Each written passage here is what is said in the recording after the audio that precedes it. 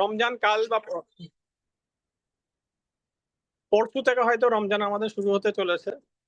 তো আমরা রমজান মাসে কিভাবে ইফতার বা কিভাবে খাওয়া দাওয়া করলে এবং কিভাবে আমরা ইফতার বা সেহরি করলে তবে আমরা রমজানটাকে ঠিকভাবে ব্যবহার করতে পারি এবং তার হেলথ বেনিফিটটা পুরোপুরি নিতে পারি।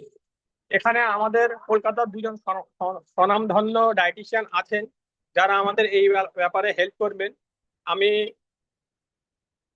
প্রথমেই সবচেয়ে আগে ধন্যবাদ জানাবো ডায়েটিশিয়ান ফাতেমা ফিরদৌসকে, কেন উনি আমার এক কলেতেই একবারেতেই রাজি হয়ে সমস্ত ব্যাপারটা অর্গানাইজ করার জন্য আমাকে সমস্তভাবে হেল্প করেছেন।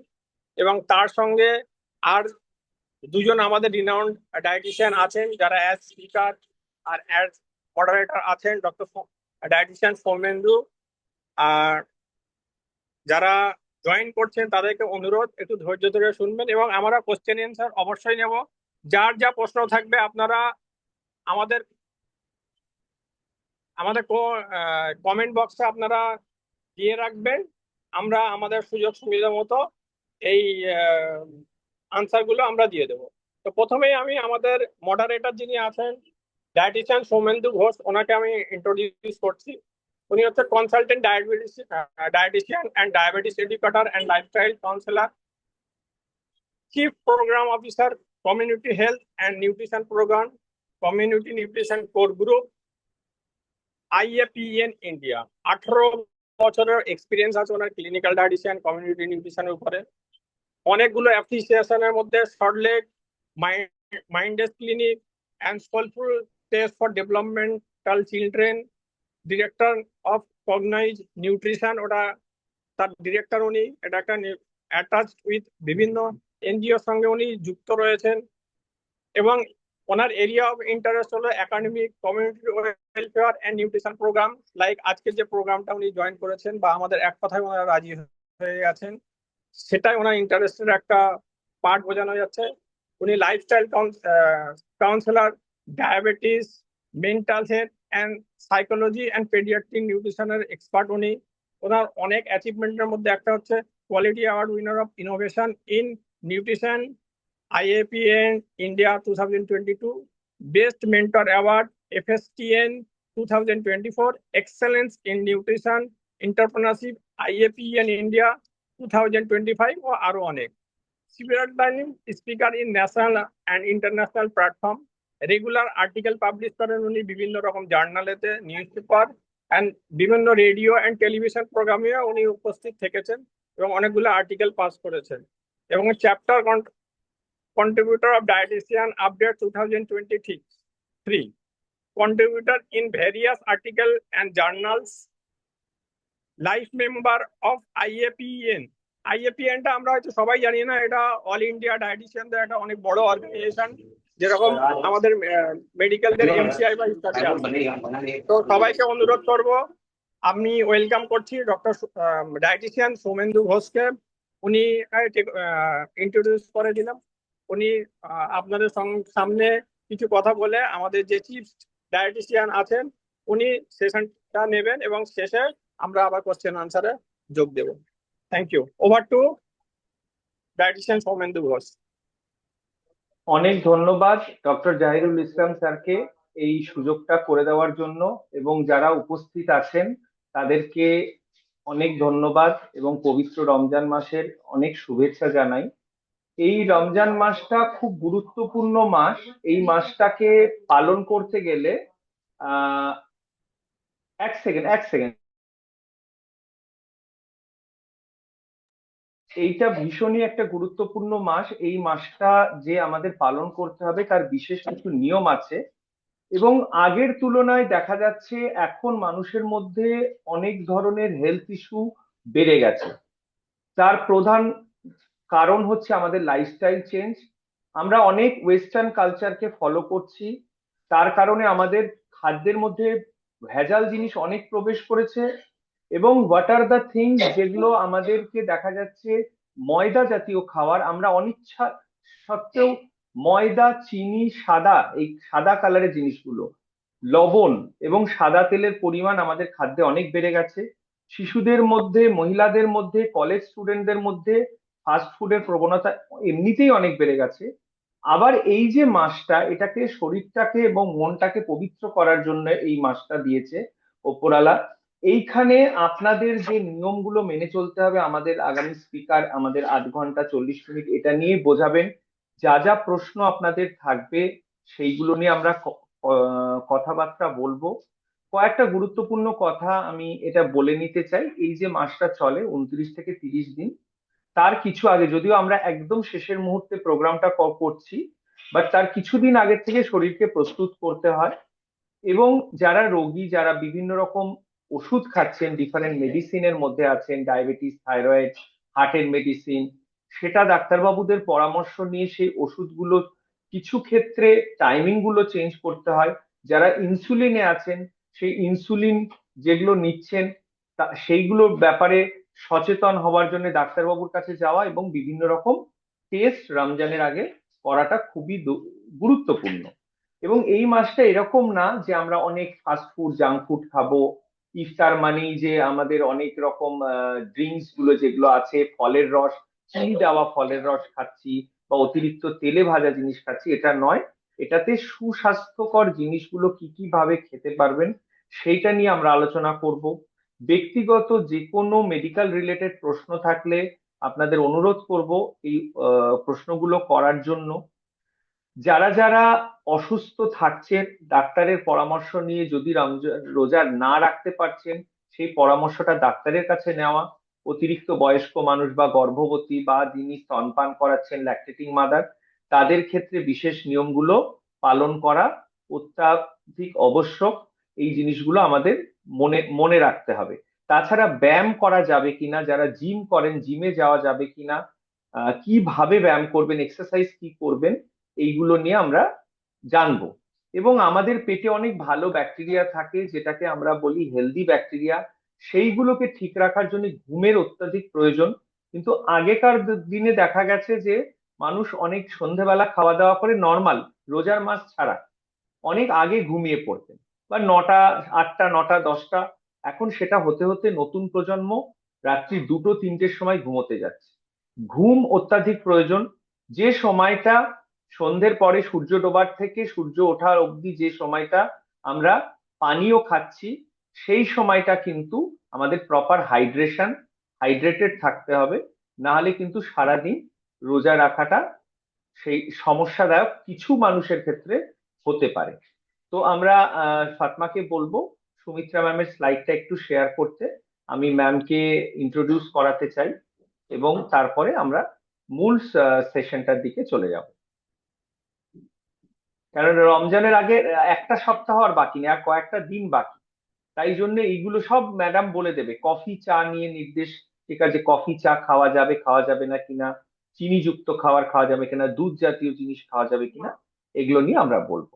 তো আমাদের সাথে আছেন বিশিষ্ট ডায়েটিশিয়ান সুমিত্রা ম্যাডাম।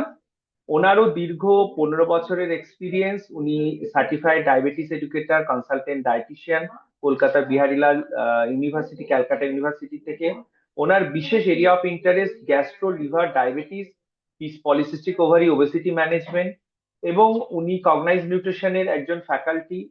তিনি শিক্ষিকা এবং ডায়েটিশিয়ান ছিলেন রুবি জেনারেল হসপিটাল, তার আগে Marwari relief hospital, Peerless hospital এবং বিভিন্ন মেডিকেল কলেজের বিভিন্ন ইউনিটে তিনি কাজ করেছেন। তিনি বিভিন্ন জায়গায় অ্যাজ এ স্পিকার এবং nursing training program, medical related program করেছেন। তো উইদাউট এনি ডিলে সুমিত্রা ম্যামকে আমরা অনুরোধ করব খুব সুন্দরভাবে আমরা লাইভলি ওয়েতে কিভাবে রোজা রাখবো, রমজান মাসটাকে কিভাবে পালন করব। যদি এই গ্রুপে কেউ হিন্দি ভাষী থাকেন, বাংলাতে অসুবিধা হচ্ছে, আমাদের জানাবেন, তাহলে ম্যাডাম বা আমি সেটা হিন্দিতে বলার জন্য চেষ্টা করব। कोई अगर बंगाली नहीं समझते हैं तो हम लोग हिंदी में भी आप लोगों को बोलेंगे। तो let us stop the sharing Fatima, then Sumitra ma'am will share the screen. যতক্ষণ ম্যাম শেয়ার করছেন, আমি এটা বলতে চাই যে এই রমজান মাসের কিন্তু হেলথ বেনিফিট অনেক। মানে আপনার এলডিএল কোলেস্ট্রল কমা, কার্ডিওভাস্কুলার হেলথ, ওয়েটকে ম্যানেজ করতে পারেন, ইমিউনিটিকে অনেক গুণ বাড়িয়ে তুলতে পারেন, মনোসংযোগ বা ব্রেনের ফাংশন বাড়াতে পারেন, যেটাকে আমরা খুব চলতি ভাষায় বলি ডিটক্সিফিকেশন। ডিটক্সিফিকেশনটা করা সম্ভব। কিন্তু এই রমজান মাসটাই যদি ঠিকভাবে না পালন করা হয়, তাহলে ওয়েট গেইন হবে, কোলেস্ট্রল বাড়বে, সুগার আনকন্ট্রোল হয়ে যেতে পারে, লেথার্জি লাগবে, ঘুম ঘুম পাবে, হ্যাঁ, আলস্য লাগবে। তো এই রোজার মাসটাকে ঠিকভাবে কি করে পালন করবে, সেটার কিছু জিনিস আমাদেরকে ম্যাডাম শেয়ার করবে। Over to Sumitra ma'am. Thank you so much. Good evening, everyone. Thank you so much, Shomendu sir, for this lovely introduction. আজকে আমরা যে বিষয়ে কথা বলবো সেটা হচ্ছে মেটাবলিক হেলথ ডিউরিং রমজান। তো Ramzan is more than fasting. তো রমজান শুধুমাত্র একটা ফাস্টিং বা উপোসের সময় নয়, it's a secret pause where faith, culture, nourishment come together, যেখানে আমাদের পুষ্টি, আমাদের সংস্কৃতি, আমাদের নারিশমেন্ট সবকিছু একসাথে মিলেমিশে থাকে। ফ্রম কোয়াইট সুহুর মর্নিং, তো সুহুরের যে সকালটা থাকে সেটাকে আমরা শান্ত সকাল বলি, and share iftar at sunset, যেটা সূর্যাস্তের সময় আমরা যেটা ইফতার একসাথে করি। Every meals carries tradition. তো এভরি মিলের সাথে আমাদের যে ঐতিহ্য আছে, গ্র্যাটিটিউড, আমাদের যে আল্লাহর প্রতি যে কৃতজ্ঞতা আছে, অ্যান্ড লাভ, ভালোবাসা। The Ramadan diet reflects the culture that teaches balance. এই যে ভারসাম্যটা বজায় রাখবো আমরা এই রমজানে, খাদ্য রিলেটেড এবং আমাদের যে culture related, the patience and togetherness, reminding us that feeding the soul is just as important as feeding the body. Ramadan is the 9th month of Islamic lunar calendar. It begins with the sighting of the new moon and lasts 29 to 30 days. যেটা আপনাকে sir বললেন, যেটা 29 to 30 days অবধি থাকে। Now,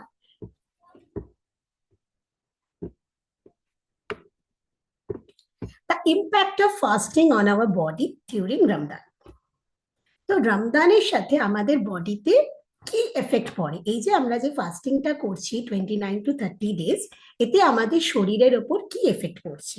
তো mainly এটা আমাদের যে ইমিউনিটি, মানে আমাদের যে রোগ প্রতিরোধ ক্ষমতা, সেটাকে অনেক গুণ বাড়িয়ে দেয়। এর প্রচুর প্রচুর রকম বেনিফিটস আছে, কিন্তু এটাকে যদি আমরা হেলদি ওয়েতে করি তাহলে আমরা এর সম্পূর্ণ বেনিফিটটা নিতে পারবো। কিন্তু এটাই যদি আমরা আবার আনহেলদি ওয়েতে করি তাহলে আমরা সম্পূর্ণ বেনিফিট পাবো না।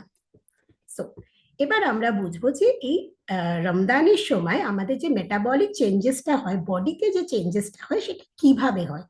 যখন আমরা রমজানটাকে শুরু করি অন দ্য ফার্স্ট ডে, তখন কি হয়, ব্লাড সুগার লেভেলটা খুব ড্রপ করে।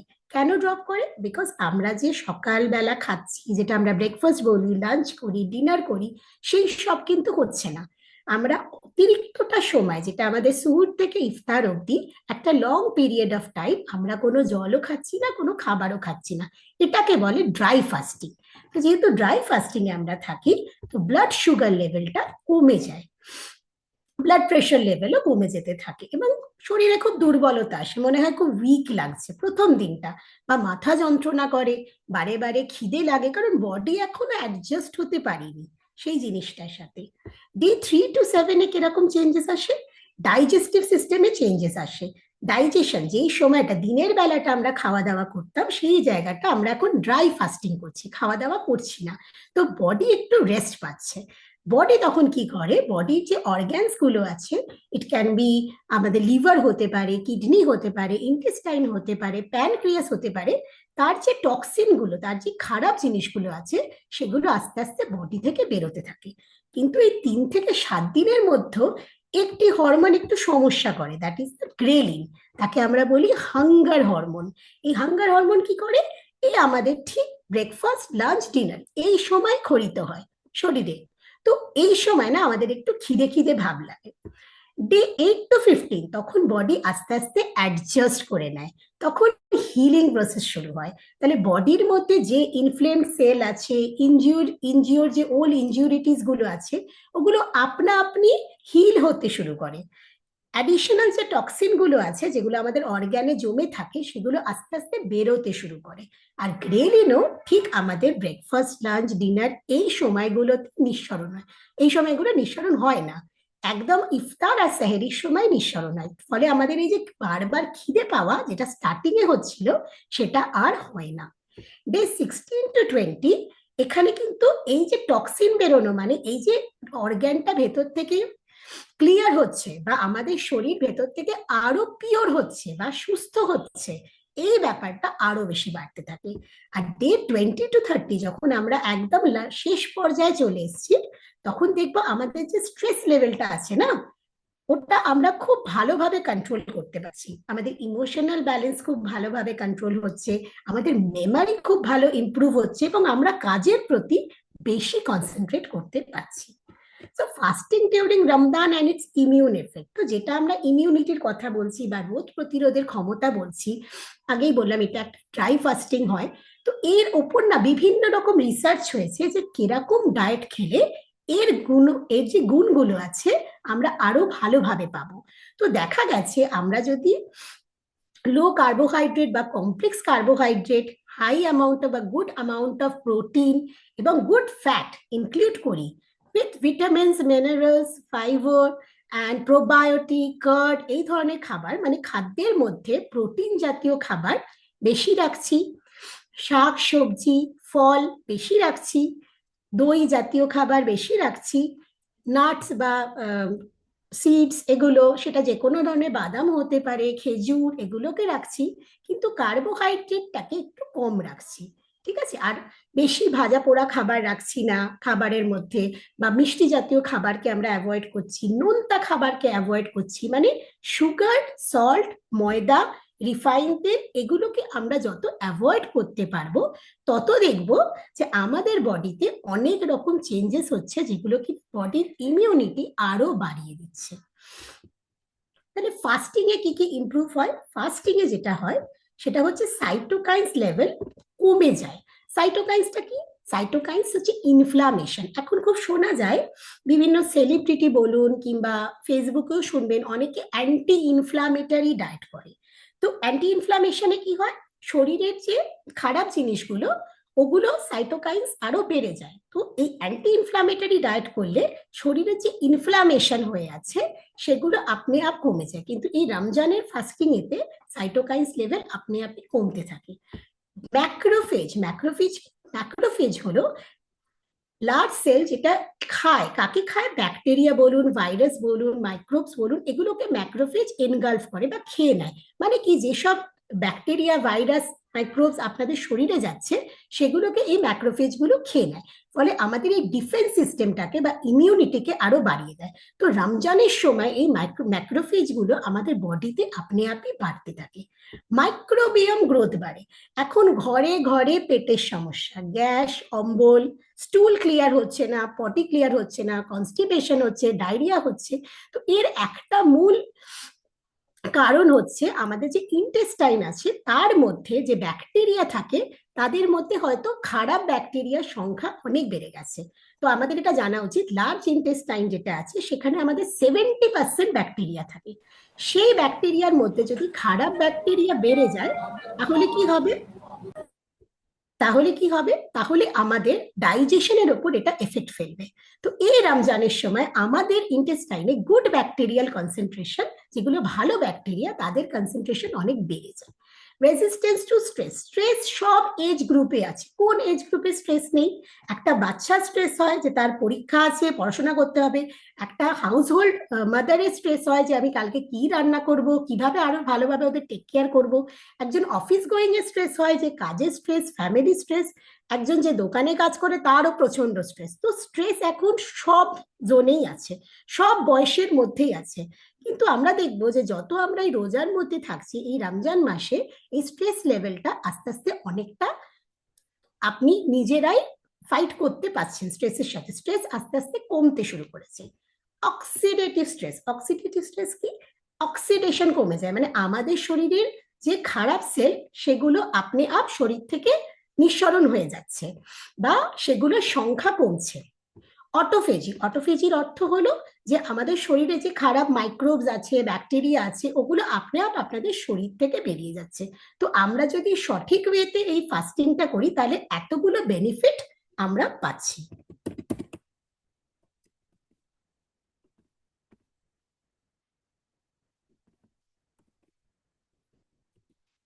তো যদি ওভারঅল আমরা বলি, আমরা যদি এটাকে পুরোটাই হেলদি ওয়েতে করি তাহলে কতগুলো বেনিফিট আমরা পাচ্ছি। Reduce the insulin resistance and the risk of diabetes, ডায়াবেটিসের সম্ভাবনা বা ইনসুলিন রেজিস্ট্যান্স অনেকটা কমছে, ইমিউনিটি বাড়ছে, ক্যান্সারকে আমরা প্রিভেন্ট করতে পারছি, regulate cell metabolism, promote weight loss. আবার বলছি, যদি আমরা এটা হেলদি ওয়েতে করি আমরা কিন্তু ওজন কমাতে পারবো। Reduces the oxidative damage and inflammation, boost brain function and improve heart function. কিভাবে হচ্ছে আমরা আরো ডিটেলে জানবো। চলো, pre Ramzan preparation, adjusting your diet. তো রমজানের আগে বডিকে আমরা কিভাবে রেডি করব? তাহলে একটা পরীক্ষা দিতে যাওয়ার আগে যেমন আমরা পড়াশোনা করি, তেমন এই রমজান শুরু হওয়ার আগেও আমাদের একটু তার বিষয়ে নলেজ রাখাটা খুব দরকার, যে কিভাবে আমরা এটাকে যদি প্রিপেয়ার করি বা আগে থেকে যদি কিছু আমরা রুলস ফলো করি, তাহলে এই রোজা রাখাটা বা এই 30 ডেজ আমরা খুব ভালোভাবে কাটাতে পারবো, যেখানে আমাদের শারীরিক কোনো সমস্যাও হবে না, বরং আমাদের বেনিফিটস গুলোকে আরো আমরা ইউটিলাইজ করতে পারবো, আরো আমাদের ইমিউনিটিটা বাড়বে, রোগ প্রতিরোধক ক্ষমতা বাড়াতে পারবো। তো pre Ramzan preparation, adjusting your diet, we have 4 main character. First is reduce caffeine gradually, plan your meal, consult a healthcare provider, adjust sleep and meal. So reduce caffeine. তো ক্যাফিন কিসে থাকে? আমাদের চা, কফি, কোল্ড ড্রিঙ্কস আর carbonated soda, এই ধরনের খাবারের মধ্যে caffeine থাকে। তাহলে কি আমরা চা কফি খাবো না? খাবো। ধরুন কেউ সারাদিনে 4 কাপ চা খায়, তাকে বলা হবে যে আপনি 4 কাপের বদলে আপনি 1 কাপ খান, আপনি এই চায়ের পরিমাণটা কমান। কিংবা যারা দুধ চা খায় চিনি দিয়ে, তাদেরকে লিকার চা চিনি ছাড়া খেতে বলা হয়। কেন বলছি? সেটাতে তো কোনো স্বাদ লাগবে না। তার কারণ হলো, যত আপনারা এই ক্যাফিনের পরিমাণ কমাবেন, যেমন টি, কফি, ক্যাফিনেটেড বেভারেজ, যত এর পরিমাণটা কমবে, আপনারা দেখবেন রোজার সময় আপনাদের যে মাথা যন্ত্রণা বা কোনো রকম শরীরে প্যালপিটেশন হওয়া বা উইকনেস হওয়া, এগুলো দেখবেন অনেক কমে গেছে। ক্যাফিনের একটা প্রপার্টি হলো, এদের মধ্যে একটা ডাইউরেটিক প্রপার্টি থাকে। ডাইউরেটিক প্রপার্টিটা কি? এরা শরীর থেকে জল টেনে বের করে দেয় এবং ডিহাইড্রেশন হয়ে যায়। ধরুন আপনি সুহুর বা সাহেরির সময় উঠে চা খেয়ে নিলেন, 1 কাপ বা 2 কাপ চা খেয়ে নিলেন, বিস্কিট খেয়ে নিলেন, এটা একদম একটা আনহেলদি ব্রেকফাস্ট বা আনহেলদি সুহুরের খাবার আমরা বলতে পারি। কারণ এই যে আপনি চা খেলেন, আমি বললাম একটা ডাইউরেটিক প্রপার্টি আছে, মানে এটা না আপনার টয়লেট যাওয়ার এটা বাড়িয়ে দেবে। আপনি হয়তো একবারের জায়গায় অনেকবার টয়লেট যাচ্ছেন, আর এটা একটা ড্রাই ফাস্টিং, যেই সময় আপনার যে উইন্ডোটা আছে খাবারের, সুহুর থেকে ইফতার অবধি, সেই সময় আপনি কোনো জল খেতে পারছেন না, বডি থেকেও জল বেরিয়ে যাচ্ছে, ফলে আপনার ডিহাইড্রেশন হওয়ার চান্সেস খুব বেশি। সেজন্য যদি আপনাকে চা বা কফি খেতেই হয়, চেষ্টা করবেন তার পরিমাণটা কমাতে, বারে বারে না খেতে, দুধ চা চিনি দিয়ে বা দুধ কফি চিনি দিয়ে না খেয়ে লিকার খেতে, এবং সেটা খেতে হলে আপনি ইফতারে খান। ইফতারে স্টার্টিং এ খাবেন না, একটু কিছুক্ষণ পরে খান, তাহলে এই ধরনের কোনো সমস্যা আপনার হবে না। নাও প্ল্যান ইউর মিলস, এটা ভীষণ ইম্পর্টেন্ট। কোথাও ঘুরতে যাওয়ার আগে যেমন আমরা শপিং লিস্ট বানাই, সেরকমই খাবার কিনতে যাওয়ার আগে একটা শপিং লিস্ট বানান। যেই লিস্টটা বানালে আপনারা বুঝবেন যে এই খাবারগুলো আমাদের স্বাস্থ্যের পক্ষে ভালো, এই খাবারগুলো আমরা বেশি খাবো না। সেইভাবে যদি আমরা বাড়িতে জিনিসপত্র এনে রাখি, তাহলে আনহেলদি খাবার আনার সম্ভাবনাটা কমে যাবে। কারণ বাড়িতে যদি আনাজ আমাদের মজুদ থাকে, তাহলে আমরা বাইরে থেকে আনহেলদি জিনিস কিনবো কম। ওভার ইটিং এর প্রচুর সমস্যা হয়, কারণ আমরা পুরো অনেকটা টাইম খাই না, সেটা সাহেরি থেকে ইফতার অবধি অনেকটা টাইম আমরা খাচ্ছি না।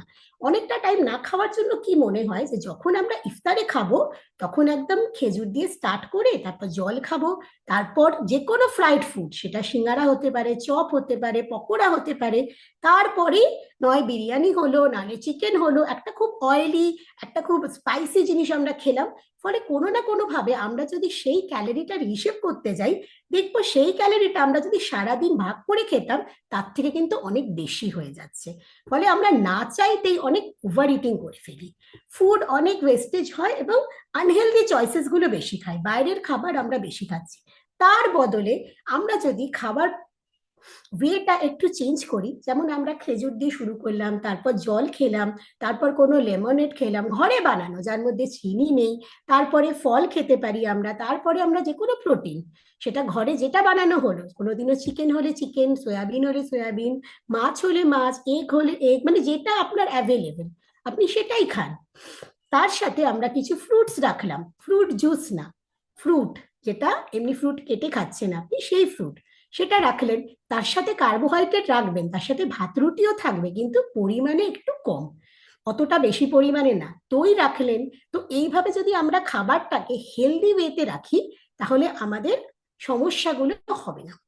না, high fibre nutrient dense hydrating food to sustain energy while avoiding greasy, sugary, salty item, যেটা আগেই বারবার বলা হচ্ছে, ভাজা পোড়া খাবার, বেশি নোনতা খাবার আর বেশি চিনিযুক্ত খাবার আমাদের অ্যাভয়েড করতে হবে, কারণ এই খাবার যত আপনারা খাবেন না তত আপনাদের জল খাওয়ার প্রবণতা বেড়ে যাবে।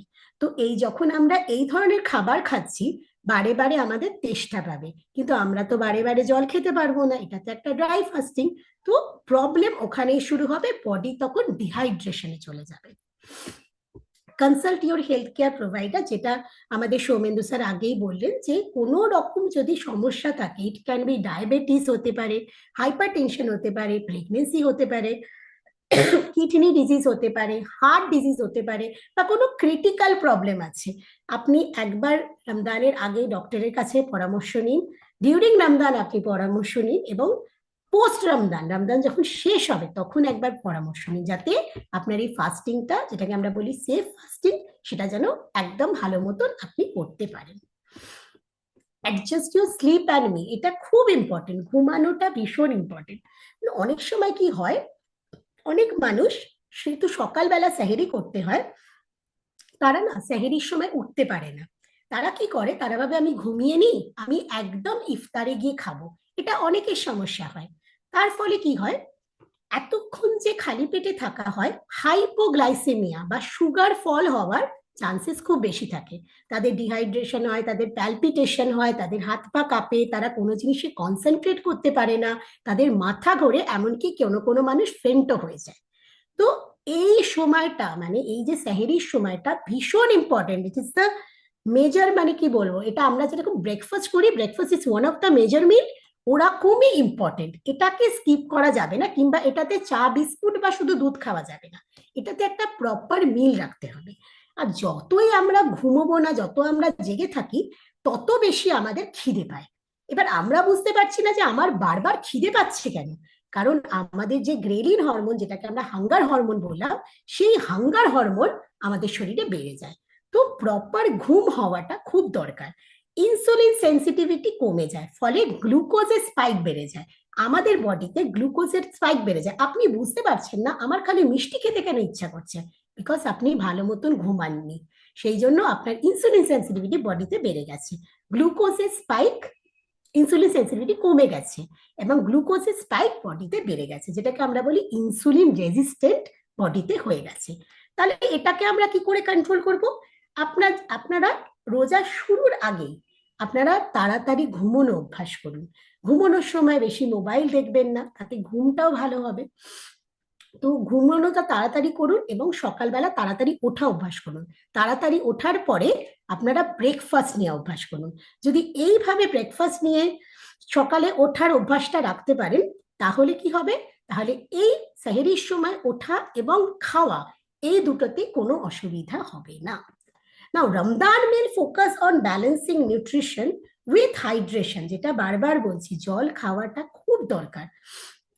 To sustain energy, featuring dates and water for iftar, to break the fast followed by nutrient dense easily digestible food, তো এমন খাবারই আমরা ইনকর্পোরেট করব বা ইনক্লুড করব যেটা সহজে আমরা হজম করতে পারি।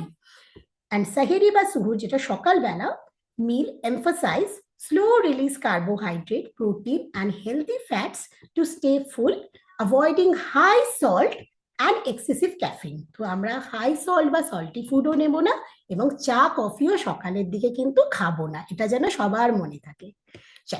Nutrition for diabetes and metabolic disorder, এটা ভীষণ ইম্পর্টেন্ট, কারণ নাওয়াডেজ ডায়াবেটিস এখন বলতে গেলে ঘরে ঘরে দেখা যাচ্ছে, এবং ওবিসিটি তার সাথে খুব ভালোভাবে জুড়ে গেছে, যেখানে আমরা এখন বলি ডায়াবেসিটি, মানে ডায়াবেটিস আর ওবিসিটি দুজন দুজনের সাথে যেন অতপ্রতভাবে জড়িয়ে গেছে। How Ramadan fasting affects diabetes. তো ডায়াবেটিসের সাথে রমাদান ফাস্টিং এর কি সম্পর্ক? রিস্ক অফ হাইপোগ্লাইসেমিয়া, যেটাই আমরা বললাম, সুগার ফল হওয়ার চান্সেস খুব বেশি থাকে, বিকজ লং আওয়ার ফাস্টিং, বা আমরা সেহেরির দিকেও খাবার খাচ্ছি না, সকালে উঠে আমরা ঘুমিয়ে যাচ্ছি, তো অনেকটা ফাস্টিং হওয়ার জন্য হাইপোগ্লাইসেমিয়া বা সুগার ফল, যেটা আমরা বলি যে লেস দ্যান 70 mg/dl এর কমে যাওয়া, তার থেকেও ব্লাড সুগার কমে যাচ্ছে, তার জন্য হাইপোগ্লাইসেমিয়া চান্স খুব বেশি থাকে। তাতে সোয়েটিং হচ্ছে, ডিজিনেস হচ্ছে, কনফিউশন হচ্ছে, বা অজ্ঞানও হয়ে যেতে পারে। রিস্ক অফ হাইপারগ্লাইসেমিয়া, মানে সুগার বেড়ে যাচ্ছে, প্রচুর বেড়ে যাচ্ছে, হাই ব্লাড সুগার, কারণ ওভার ইটিং অ্যাট ইফতার। ইফতারের সময় যেটা আমরা বললাম যে এত পরিমাণ তারা খেয়ে ফেলছে, বেশি মিষ্টি জাতীয় খাবার খাচ্ছে কিংবা ফ্রাইড খাবার এত বেশি খাচ্ছে, তার জন্য সুগারটা অনেক বেড়েছে। তারা ভাবছে যে আমরা তো অনেকক্ষণ খাইনি, অনেকটা গ্যাপ হয়ে গেছে, তাহলে যখন খাবো তখন খুব বেশি পরিমাণে খেতে হবে, কিন্তু এই ধারণাটি ভুল। রিস্ক অফ ডিহাইড্রেশন, এটা খুব কমন, যেটা আমরা টাইপ 1 ডায়াবেটিস, মানে যাদের ক্ষেত্রে ইনসুলিন, যাদের শরীরে ইনসুলিন তৈরি হচ্ছে না, তাদের ক্ষেত্রে ডিহাইড্রেশন হওয়ার চান্সেস খুব বেশি, can worsen the blood sugar control and diabetic ketoacidosis, যেটাকে আমরা বলছি ডিকেএ। ডিকেএ কার মধ্যে দেখা যায়? টাইপ 1 এর মধ্যে দেখা যায়। এখানে ব্লাডটা কি হয়? ব্লাডটা খুব অ্যাসিডিক হয়ে যায়, আরো অনেক রকমের সমস্যা হয়, এবং এটা ক্যান বি লাইফ থ্রেটেনিং, এটা খুবই ভয়ঙ্কর একটা situation. Who should fast and who shouldn't fast. তো কারা এই ফাস্টিংটা রাখতে পারবে না? According to the medical guideline, uncontrol diabetes, যাদের ডায়াবেটিস একদমই কন্ট্রোলে নেই, type 1 diabetes with frequent low sugar, যাদের বারবার হাইপোগ্লাইসেমিয়া হচ্ছে, pregnant women with diabetes, severe kidney and severe heart disease, তারাও এই রোজাটা রাখতে পারবে না। হিস্ট্রি অফ রিপিটেড হাইপোগ্লাইসেমিয়া, এবং যাদের বারবার সুগার ফল হয় তারাও রাখতে পারবে না। হু ক্যান ফাস্ট সেফলি, ডায়াবেটিসের মধ্যে কারা রাখতে পারবে, কোনো অসুবিধা হবে না? যাদের ওয়েল কন্ট্রোল টাইপ 2 ডিএম, যাদের সুগারটা বর্ডার লাইনে আছে বা তাদের সুগার কন্ট্রোলের মধ্যে আছে, উইথ ডায়েট অ্যান্ড মেডিকেশন, অবশ্যই ডাক্তারের পরামর্শ নিয়েই তারা করবে, এবং প্রপার একজন ডায়েটিশিয়ানের আন্ডারে থাকাটা খুব দরকার, along with doctor supervision. To safe fasting tips for diabetic patient, consult doctor 1-2 month prior. তো ডাক্তারের কাছে আজকে আমি রোজা রাখবো তার আগের দিন দেখাতে গেলাম, এরম করলে কিন্তু হবে না, আমাদের আগে থেকেই কিন্তু মনিটরে থাকতে হবে। মনিটর ব্লাড সুগার, এসএমবিজি মানে সেলফ মনিটরিং ব্লাড গ্লুকোজ করা খুব দরকার। Don't skip suhoor. তো এবার সুহুর তো স্কিপ করা যাবে না, যত আপনি সুহুর স্কিপ করবেন আপনার হাইপোগ্লাইসেমিয়া হওয়ার চান্সেস তত বেশি। অ্যাভয়েড এক্সেসিভ সুইটস অ্যাট ইফতার, ইফতারের সময় কিন্তু বেশি মিষ্টি খাওয়া যাবে না, তাহলে কিন্তু আর হাইপো হবে না, তাহলে হাইপারগ্লাইসেমিয়া হয়ে যাবে, সুগার কিন্তু প্রচুর বেড়ে যাবে। Stay hydrated between iftar and suhoor, কম করে আমাদের 10 থেকে 12 গ্লাস জল খেতে হবে ইফতার আর সুহুরের মধ্যে, যাতে আমাদের কোনোভাবেই ডিহাইড্রেশন না হয়। Now, safe fasting strategy and glycemic control. What happens during fasting? আমরা যখন ফাস্টিং করি আমাদের বডিতে কি কি চেঞ্জেস হয়? ব্লাড গ্লুকোজ ড্রপ করে, আমরা তো অনেকক্ষণ খাচ্ছি না, ড্রাই ফাস্টিং, না খাবার খাচ্ছি না জল খাচ্ছি। ইনসুলিন ডিক্রিজ করে, লিভারে যে স্টোর গ্লাইকোজেন আছে সেটা বেরোতে থাকে, এবং ফ্যাট মেটাবলিজম হয়। এবার যদি আমরা প্রপারলি এটাকে প্ল্যান না করি, আমরা যদি পুষ্টিযুক্ত খাবার না খাই, যেটা আমাদের 5 ফুড গ্রুপে থাকে, সিরিয়াল বলুন, পালসেস বলুন, ফিশ অ্যান্ড চিকেন, প্রোটিন যেটা বলুন, নাটস অ্যান্ড সিডস সেটা, বা আমাদের যে ফাইবার মানে সবজি ফল, এই 5 গ্রুপ থেকে আমাদের পুষ্টি যদি আমরা প্রপার না পাই, তাহলে কি হতে পারে? হাইপোগ্লাইসেমিয়া, হাইপারগ্লাইসেমিয়া, ডিহাইড্রেশন, এগুলো সম্বন্ধে তো আমরা বললাম। ইলেকট্রোলাইট ইমব্যালেন্স, যেটা খুব ইম্পর্টেন্ট, যেটা আমাদের মাইক্রোনিউট্রিয়েন্টস, যেটা ইলেকট্রোলাইট, সে ইমব্যালেন্স হতে পারে, তার ইমব্যালেন্স হলেও কিন্তু শরীরে নানান রকম অসুবিধা সৃষ্টি হতে পারে। না, স্কিপিং সুহুর বা হাই সুগার ইফতার, আর কি কি সমস্যা হতে পারে? Increase the hunger hormone grading, বারে বারে খিদে হবে, decrease the fullness hormone leptin, কোনোভাবেই না মানে পেটটা ভরবে না বা আমাদের স্যাটাইটিটা আসবে না। হাইপোগ্লাইসেমিয়া হবে, ডিহাইড্রেশন বেড়ে যাবে, প্রচুর আমাদের উইকনেস লাগবে, ক্রনিক ফ্যাটিক, বারবার মাথা যন্ত্রণা করবে এবং কিছুই ভালো লাগবে না। ডাইজেস্টিভ বা স্টমাক ইস্যু, অ্যাসিড রিফ্লাক্স হবে, প্রচন্ড অ্যাসিডিটি হবে, বুক জ্বালা করবে, গ্যাস্ট্রাইটিসের সম্ভাবনাও বাড়বে। কিন্তু suhoor is the most important meal like breakfast. তো সুহুর হচ্ছে ভীষণ ইম্পর্টেন্ট আমাদের ব্রেকফাস্টের মতো, শুধুমাত্র চা বিস্কিট বা দুধ খেলে কিন্তু এখানে চলবে না। Do take proper balance meal, complete protein, carbohydrate and healthy fat. তো এখানে আমরা কিছু হেলদি অপশনের কথা বলবো যেগুলো আমরা সুহুরে খেতে পারি, যেমন ভেজিটেবল স্টাফড অমলেট। একটা এমন আমরা অমলেট বানাতে পারি যার মধ্যে আমরা ক্যারেটস বলুন, গাজর বলুন, বেল পেপারস বলুন, প্রোটিন বলুন, ক্যাপসিকাম বলুন, এগুলো আমরা পেঁয়াজ টমেটো সবকিছু দিয়ে একটা মোটা করে অমলেট বানাতে পারি, যেটার মধ্যে প্রোটিনও আছে, যেটার মধ্যে ফাইবারও আছে, তাহলে সেটা একটা হেলদি অপশন। বা রুটি মেড প্রিভিয়াস ডে, আগের দিন রুটি করে রাখলেন, সেই রুটিটাই পরের দিন খেলেন, সেটার মধ্যে কি থাকে, সেটার মধ্যে হয়ে গেল রেজিস্ট্যান্স স্টার্চ। তো এই রেজিস্ট্যান্স স্টার্চের কাজ কি, এ আমাদের সুগারের স্পাইক মানে সুগারটাকে বডিতে বাড়তে দেবে না, ইনসুলিন রেজিস্ট্যান্স হতে দেবে না, বা এটা আমাদের গাট হেলথের জন্য মানে পেটের জন্য খুব ভালো। তো এই ধরনের ভাবে যদি আমরা রুটি আগের দিন করে পরের দিন খাই, এই রেজিস্ট্যান্স স্টার্চটা খুব উপকারী। এর সাথে যে কোনো একটা প্রোটিন, সেটা চানা হতে পারে, মুগ ডাল হতে পারে, বা কোনো কিমা ভাজি হতে পারে, চিকেন কিমা হতে পারে, বা কোনো ফিশ আইটেম হতে পারে, সেইটা আমরা রাখতে পারি। তার সাথে আমরা দই রাখতে পারি। দইয়ের মধ্যে প্রচুর প্রোবায়োটিক মানে গুড ব্যাকটেরিয়া আছে, যেগুলো আমাদের পেটের জন্য ভালো, কারণ পেটের মধ্যে আমি বলেছি গুড ব্যাকটেরিয়া আর ব্যাড ব্যাকটেরিয়া থাকে। তো এই গুড ব্যাকটেরিয়ার সংখ্যা যদি বেড়ে যায়, তাহলে আমাদের ইমিউনিটি আরো বাড়বে এবং ডাইজেশন হজম করার ক্ষমতাও আরো বাড়বে। আর ডিফারেন্ট হোমমেড চাটনি, অনেক রকম চাটনি বাড়িতে বানাতে পারি, কিন্তু তার মধ্যে চিনি দেয়া যাবে না। যেমন ফ্ল্যাক্সিড পাউডার, ফ্ল্যাক্সিড পাউডার আমাদের হার্ট হেলথের জন্য খুব ভালো, ওটা আমাদের শরীরে ইনফ্লামেশন কমায়, এবং যেটা গুড ফ্যাট, যেটাকে ওমেগা 3 বলি, যেটা আমাদের হার্টের জন্য খুব ভালো, সেটাকে বাড়ায়।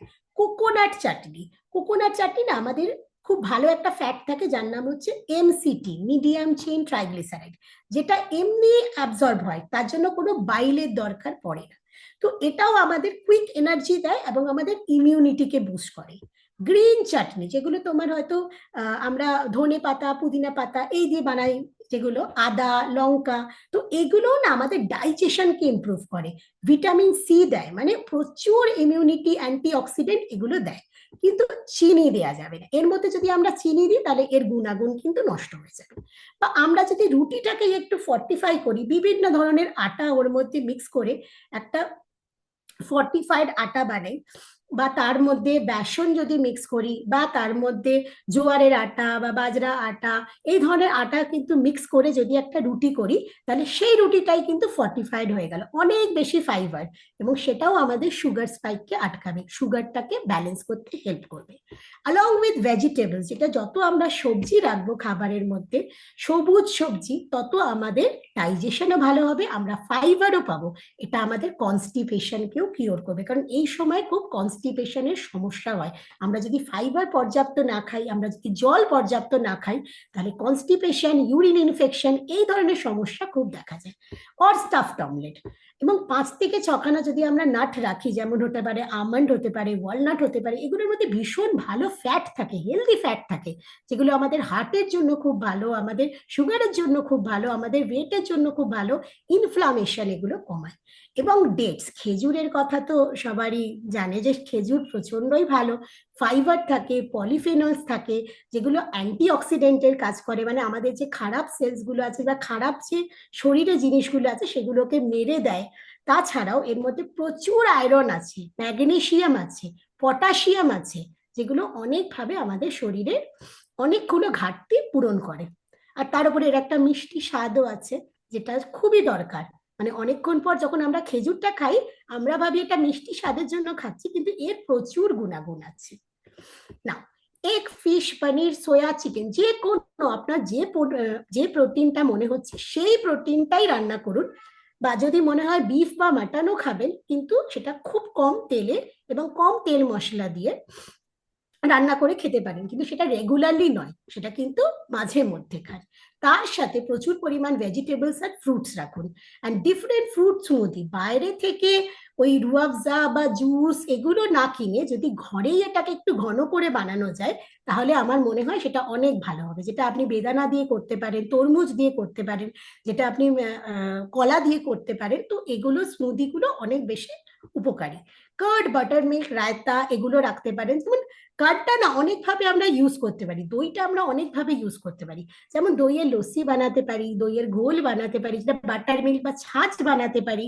তাছাড়া দইটা আমরা ম্যারিনেশনে ইউজ করতে পারি। যেমন মাছ মাংস যখন রান্না করা হচ্ছে, তখন সেটা দই বলুন, সেটা আদা বাটা, রসুন বা কাঁচা লঙ্কা বাটা দিয়ে অনেকক্ষণ মাখিয়ে রাখুন। দেখুন আপনার রান্নায় তেলও কম লাগছে, বিকজ ওটা থেকেই ওটা কুক হয়ে যাচ্ছে, রান্না হয়ে যাচ্ছে, এবং ওর মধ্যে আপনি দইয়ের গুণাগুণগুলোও পাচ্ছেন। কিংবা আপনি রায়তা করে খাচ্ছেন, কিংবা বিভিন্ন চাটনিতে ইউজ করছেন, বা বিভিন্ন স্যালাড ড্রেসিং। যেমন আপনারা একটা চানার কোনো প্রিপারেশন করলেন, চানা দিলেন, ওর মধ্যে পেঁয়াজ দিলেন, ওর মধ্যে তোমার টমেটো দিলেন, ওর মধ্যে বেল পেপার্স দিলেন, তার সাথে আপনি ওটার মধ্যে টক দই দিতে পারেন। কিংবা কোনো ফ্রুট স্যালাড করলেন, অনেক রকম ফল একসাথে কেটে দিলেন, তার সাথে আপনি দইটা দিতে পারছেন। তো দইকে আমরা অনেক ভাবে ব্যবহার করতে পারি। কিংবা cheese sandwich with protein and vegetable, বা হেলদি যোগা বার যার মধ্যে প্রচুর পরিমাণে ড্রাই ফ্রুটস থাকে, তো সেটা আমাদের ইনস্ট্যান্ট এনার্জি দেয়।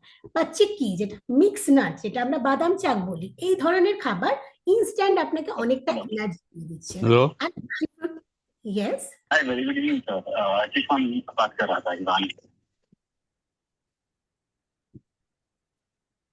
हेलो आवाज आ रही है आपको हाँ आपको आवाज आ रही है, लेकिन अभी नहीं आ रही है। Am I audible? yeah Yes, ma'am, you are perfectly audible. You can continue, ma'am, but please. the sound is very slow So you can take dry fruits laddu also. चलो तो sound is very slow ma'am sound is very slow. Am I audible, Fatima? Yes, ma'am, Yes, you are ma'am, you audible, are perfectly audible. audible. Perfectly audible. Sound is Sir, please, you can raise the volume of your phone so that you yeah can yeah hear you can raise the properly. volume at least Okay, okay, I will try, sir. ঠিক আছে, তো আমরা কি কি করব না। So crash diet বা low calorie plan, এই সময়টা যেহেতু আমাদের ক্যালোরি ইনটেকটাও থাকে, হাই থাকে, কারণ অনেকটা সময় আমরা খাচ্ছি না, তো আমরা লো ক্যালোরি প্ল্যান বা ক্র্যাশ ডায়েটের দিকে যাব না। যাহলে যদি আমরা ক্র্যাশ ডায়েট করি, এর প্রচুর কিন্তু ক্ষতি হয়ে যাবে শরীরের পক্ষে, কারণ আমরা অনেকটা সময় ড্রাই ফাস্টিং এ আছি। মিল স্কিপ করা যাবে না, যেটা আমরা বললাম সেহেরি বা সুহুর, এই সময়টাতে মিল স্কিপিং করা যাবে না। বিকজ এই যদি মিল স্কিপিং করি, তাহলে সারাদিন আমাদের অনেক রকম সিমটম হবে, মাথা ঘুরবে, কেউ অজ্ঞান হয়ে যায়, কিংবা প্যালপিটেশন হয়, হেডেক হয়, এই ধরনের সমস্যা হবে। আর রাত্রিবেলা দিকে অনেক সময় খিদে পায়, সেই সময় না লোকে ভুল ভাল খাওয়া দাওয়া করে ফেলে। ফ্রিজ খোলে, দেখে যে এই তো মিষ্টি আছে, তাহলে একটু মিষ্টি খেয়ে নি, বা এই কোনো এমন কিছু খেয়ে নেয়, বা আইসক্রিম আছে আইসক্রিম খেয়ে নি। তো মেনলি মিষ্টি জাতীয় খাবারটাই বেশি খাওয়া হয়ে যায় এই সময়। তো আমরা তার আগের খাবারটা ওখানেই শেষ করব। রাত্রিবেলা উঠে বারবার ফ্রিজ খুলে খাওয়া, এই অভ্যাসটাকে বন্ধ করতে হবে। তার জন্য একটু আর্লি ঘুমিয়ে পড়ুন, কারণ ভোরবেলা আবার ওঠা আসে, তখন আপনি আবার সেহেরি খাবেন। তো এই জন্য এই সময় ওঠা বা খাওয়া, নাইট ইটিংটাকে বন্ধ করতে হবে। তো what is the right way? First start with dates, then take fruits, then mint water or smoothie. কিন্তু ওর মধ্যে চিনি দেওয়া যাবে না। যত আপনি চিনি দেবেন তত আপনার গ্লুকোজে স্পাইক হবে। গ্লুকোজে স্পাইক হওয়ার অর্থ হলো ইনসুলিন রেজিস্ট্যান্স বডিতে বেড়ে যাওয়া, তত আপনার শরীরে জল টান ধরবে। যত জল টান ধরবে, কিন্তু আপনি তো এই সময় জল খেতে আর বেশিক্ষণ তারপরে পারবেন না, ফলে ডিহাইড্রেশন হওয়ার চান্সেস খুব বেশি থাকে। টেক এনাফ প্রোটিন, যে কোনো সোর্স থেকে আপনি নিন, ফিশ, এগ, চিকেন, পনির, চানা, সয়াবিন, কিন্তু সেটা যেন লেস অয়েলি হয়, লেস স্পাইসি হয়। বেশি তেল মশলাও দেওয়া যাবে না, বেশি ঝালও দেওয়া যাবে না। উইথ ভেজিটেবলস, তার সাথে সবজি রাখুন, স্যালাড রাখুন, যেটা ভীষণ important, it's a complete meal. Add curd in your diet. তো কার্ডকে কি কিভাবে ব্যবহার করতে হবে সেটা আমি বললাম। কমপ্লেক্স কার্বোহাইড্রেট, শুধুমাত্র ভাত বা রুটি না, আপনি ব্রাউন রাইস, কিনোয়া, ওটস এই ধরনের খাবারও ইনকর্পোরেট করতে পারেন। If you want to take tea or coffee then during iftar, morning এ সেহরির সময় কিন্তু নেওয়া যাবে না, নেওয়া উচিত না। Safe fasting strategy for diabetic adult. তো প্রি ফাস্ট মিল যেটা সুহুরে হয় সেটাতে আমরা whole grain, protein, healthy fat, fibre rich and adequate water, যেটা বারবার বলছি ডিহাইড্রেশন হতে দেওয়া যাবে না, জল খেতে হবে। এই সময় আপনি রিফাইন্ড সুগার যে সাদা খাবারগুলো বলা হয়েছে সেগুলো অ্যাভয়েড করবেন। ফ্রুট জুস, হোয়াইট ব্রেড আর মিষ্টি জাতীয় কোনো ড্রিঙ্ক সেটাও অ্যাভয়েড করবেন। ডিউরিং দ্য ফাস্ট খেয়াল রাখবেন, যেহেতু ডায়াবেটিক তো কোনো রকম ডিজিনেস বা প্যালপিটেশন বা খুব ঘাম হচ্ছে কিনা এই সিমটম গুলো একটু মনিটর করতে হবে। আর ব্রেক দ্য ফাস্ট ইফতারের সময় কি করবেন, স্মল পোর্শন অফ ডেট, যেটা আজওয়া খেজুর আছে আমাদের, যে কালো রঙের শুকনো খেজুর আছে, ওই খেজুরটা আমাদের প্রচুর উপকারিতা দেয়। ওর মধ্যে আয়রন, ম্যাগনেসিয়াম, পটাশিয়ামের পরিমাণ অনেক বেশি থাকে, ফাইবার অনেক বেশি থাকে, অ্যান্টিঅক্সিডেন্ট অনেক বেশি থাকে, যার জন্য ডায়াবেটিক পেশেন্ট যদি সেটি একটা বা দুটো খায় ইফতারের সময় তাতেও কোনো রকম অসুবিধা হয় না। Protein source and light balance meal. মানে পেশেন্টের লাঞ্চ কেমন হওয়া উচিত, এটা যদি একটা নর্মাল প্লেট হয় যেখানে দেখুন ভাতের পরিমাণ অনেক বেশি, সবজি বা স্যালাডের পরিমাণ অনেক কম, সেটাকে যদি আমরা একটু মডিফাই করি, যেখানে আমাদের সবজি, সবুজ সবজি, বয়েল সবজি, সবজির পরিমাণ অনেক বেশি আছে, আমরা ভাতকে কমিয়ে দিয়েছি, আমরা হাফ প্লেটটাকেই সবজি দিয়ে ভরে দিয়েছি, ডাল আর মাছ মানে প্রোটিনের অপশন আমরা রেখেছি, কার্ড, দই রেখেছি, এবং স্যালাডও অনেকটা পরিমাণে রেখেছি, মানে ফাইবার অনেক বেশি এখানে। তো আমরা যদি এটাকে একটু মডিফাই করি তাহলে আমাদের সুগার কন্ট্রোল রাখা খুব ইজি হয়ে যাবে। আমরা কিছু আনহেলদি স্ন্যাক্সের বদলে কিছু হেলদি স্ন্যাক্স খেতে পারি। বাইরে গিয়ে যদি আমরা নুডলস না খেয়ে আমরা তার বদলে ঘুগনি খেতে পারি, এর মধ্যে প্রোটিন, ফাইবার অনেক বেশি, আর এর মধ্যে বাইরে যে তেল, রিফাইন্ড অয়েল সেগুলো অনেক কম। মোগলাই পরোটার বদলে আমরা ধোসাতে শিফট করতে পারি। ধোসা অনেক বেশি হেলদি, অনেক বেশি ফার্মেন্টেড, যেগুলোতে গুড ব্যাকটেরিয়া, আমাদের যে গাটের গুড ব্যাকটেরিয়া সেগুলো অনেক বেশি থাকে। বিস্কিট বারবার খাওয়ার বদলে আমরা রোস্টেড চানা খেতে পারি, এর মধ্যে ফাইবার এন্ড প্রোটিন অনেক বেশি। পাপড়ি চাটের বদলে আলু কাবলি, কিন্তু এটাই যদি ডায়াবেটিক পেশেন্ট হয় তাহলে আমরা ছোলা চাট খেতে পারি, যার মধ্যে ছোলা থাকবে, পেঁয়াজ থাকবে, টমেটো থাকবে, দই থাকবে, এই ধরনের খাবার খেতে পারি। ফ্রাইড মোমোর বদলে স্টিমড মোমো খেতে পারি, যাতে আমরা অয়েলের পরিমাণ বা মশলার পরিমাণ অনেক কম, নুনের পরিমাণ অনেক কম, তার ডাইজেশনটাতেও ইমপ্রুভ হবে। তো how much water we should take between iftar and suhoor, যেটা বললাম 10 থেকে 12 গ্লাস জল খেতে হবে 4 to 2 রুলে। তো 4 at ইফতার, 2 at আফটার মাগরিব, 2 পোস্ট ডিনার অ্যান্ড 2 at সুহুর। তো এই সময় আমাদের জলটা খেতে হবে, যেই সময়টা আমাদের উইন্ডো থাকে খাবার সময়। Do not take all water at your once. তো ম্যাডাম বলেছে যে 2 গ্লাস খেতে হবে, মানে সুহুর শুরু হলো আমরা 2 গ্লাস জল খেয়ে নিলাম, this is not the rule. Total ওই পিরিয়ডে আমাদের 2 গ্লাস জল খেতে হবে। ইনকর্পোরেট ওয়াটার রিচ ফুড, সেটা টমেটো হতে পারে, সেটা কিউকাম্বার হতে পারে, টমেটো হতে পারে, ওয়াটারমেলন হতে পারে, এইসব ফলের মধ্যে বা সবজির মধ্যে জল থাকে। এবং সিট্রাস ফ্রুট, যে কোনো মুসাম্বি হোক, লেমন হোক, এগুলোর মধ্যে জল থাকে, যেগুলো আপনাদের হাইড্রেশনেও হেল্প করবে। এদের মধ্যে প্রচুর পরিমাণ ভিটামিন থাকে, ভিটামিন সি থাকে, যেগুলো আপনার ইমিউনিটি বাড়াবে। Limit caffeine, sugary drinks and salty, hot and spicy food. আচ্ছা, proper intake helps to prevent dizziness, headache and fatigue during the fast. তো কি কি নেওয়া উচিত আর কি কি নেওয়া উচিত না, তো যত বেস্ট অপশন আমাদের ওয়াটার হতে পারে, লস্যি হতে পারে, বাটার মিল্ক হতে পারে, কোকোনাট ওয়াটার হতে পারে, ডাবের জল ভীষণ ভালো কাজ করে এই সময়, স্যুপ হতে পারে, ব্ল্যাক টি হতে পারে, হার্বাল টি হতে পারে, এগুলো আমরা ইনকর্পোরেট করবো, মানে এগুলো আমরা আমাদের খাবারের মধ্যে রাখবো। আর কি কি জিনিস আমরা কম খাবো, যেমন রুয়াবজা, যে মিষ্টি জাতীয় যে কোনো সুইটেন ফুড, সেই সুইটেন ড্রিঙ্ক আমরা অ্যাভয়েড করব। বারে বারে চা কফি খাওয়া অ্যাভয়েড করব, সেই আবার ক্যাফিন, বারে বারে যদি আমরা এগুলো অ্যাভয়েড করতে পারি। বা খুব ঠান্ডা জল, অনেকে ভাবছে এই সময় ভীষণ গরম লাগছে আমি বরফ দিয়ে জল খাই, যত বরফ দিয়ে জল খাবে বা খুব ঠান্ডা কোল্ড ড্রিঙ্কস এই ধরনের খাবার খাবে তত তাদের ব্লটিং মানে পেটের সমস্যা, পেট ফাঁপা, পেট ফোলা, খাবার হজম না হওয়া, খিদে না হওয়া, এই ধরনের সমস্যা আরো বাড়বে। তো তো ডিহাইড্রেশনের সাথে খুব বড় সম্পর্ক হচ্ছে রেনাল ইম্প্যাক্টের। ওভার হাইড্রেশন যেন না হয়ে যায়, যে জল খেতে বলেছি মানে এত জল খাচ্ছি যে আমাদের ওয়াটার ইনটক্সিকেশন হয়ে গেল। মানে আমরা যদি অতিরিক্ত জল খাই তাহলে আমাদের হাইপোন্যাট্রেমিয়া হওয়ার সম্ভাবনা থাকে। তার মানে কি, সোডিয়াম ব্লাডে কমে যাচ্ছে।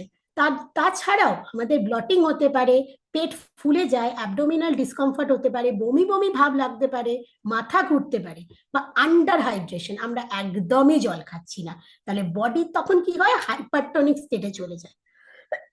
মানে এখানে যেমন হাইপোন্যাট্রেমিয়া হলো, ওখানে হাইপার হয়ে যাবে সবকিছু, হেডেক হবে, ডিজিনেস হবে, প্রচুর জল তেষ্টা পাবে, মুখ শুকিয়ে আসবে। তাহলে 8 থেকে 10 গ্লাস কিংবা 12 গ্লাস জল খাওয়া ভীষণ দরকার। ইনটেক অফ ইলেকট্রোলাইটও এখানে খুব ইম্পর্টেন্ট।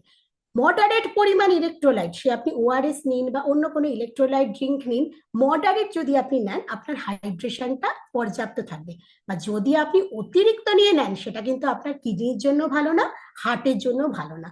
হাইপার ক্যালেমিয়া মানে পটাশিয়াম বেড়ে যাওয়া, বা হাইপোন্যাট্রেমিয়া সোডিয়াম কমে যাওয়া, এই ধরনের সমস্যা হয়। কখন নেবেন? আপনি সুহুরের টাইমে, আপনি ইফতারের টাইমে আপনি সেটা নিতে পারেন, কিংবা আপনি যদি খুব এক্সারসাইজ করে ফেলেন, যদিও আমরা রেকমেন্ড করি যে মডারেট এক্সারসাইজ করুন, বা আপনি যদি খুব বেশি এক্সারসাইজ করে ফেলেন, খুব বেশি ঘাম হচ্ছে, শরীর থেকে অনেক জল বেরিয়ে যাচ্ছে, তখন আপনি ইলেকট্রোলাইটসটা নিতে পারবেন। তাহলে কি কি আমরা খাবো না? আমরা খাবো না হচ্ছে যে কোনো ভাজা পোড়া খাবার, অতিরিক্ত চিনিযুক্ত খাবার, তৈলাক্ত খাবার, বা একসাথে অনেক বেশি খাবার, যেটাকে আমরা ওভারফিডিং বলছি। আর কি কি করব? আমরা ফ্রুটস এন্ড ভেজিটেবলস খাবো বেশি পরিমাণে দই খাবো, প্রোটিন খাবো,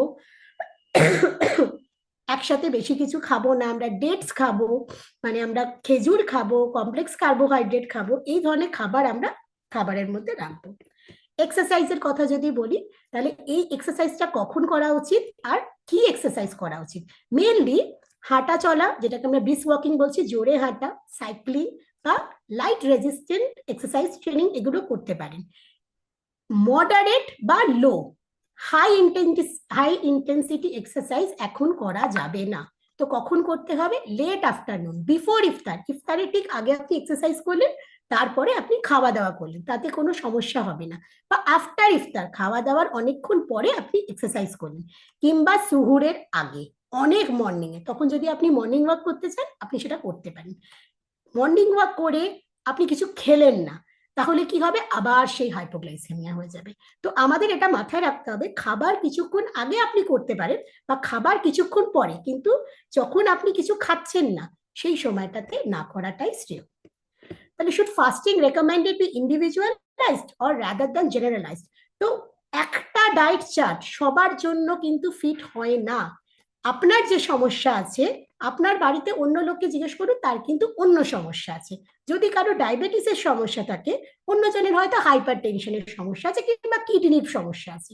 so one size fits all approach can be risky. So fasting works best when it personalised. তো এটা পার্সোনালাইজ কি করে হবে? একজন ডক্টরের হেল্প আর একজন ডায়েটিশিয়ানের হেল্পের খুব দরকার। তাহলে আমরা যে বেনিফিটগুলোর কথা বললাম, যেটা গোল ওরিয়েন্টেড ম্যানেজমেন্ট, সেটা কিন্তু আপনি সম্পূর্ণভাবে নিতে পারবেন, এবং এই আপনার যে রোজাটা সেটা আপনার ভীষণ ভালো পরিমাণে হবে, এবং এর জন্য আপনার শারীরিক তো কোনো সমস্যা হবেই না, বরং ইমিউনিটি আরো বেশি বেড়ে যাবে, আপনার কাজ করার ক্ষমতাও আরো বেশি হয়ে যাবে, দুর্বলতা কেটে যাবে, স্ট্রেস কমে যাবে। তো thank you everyone. So nourish your body and honour your fast.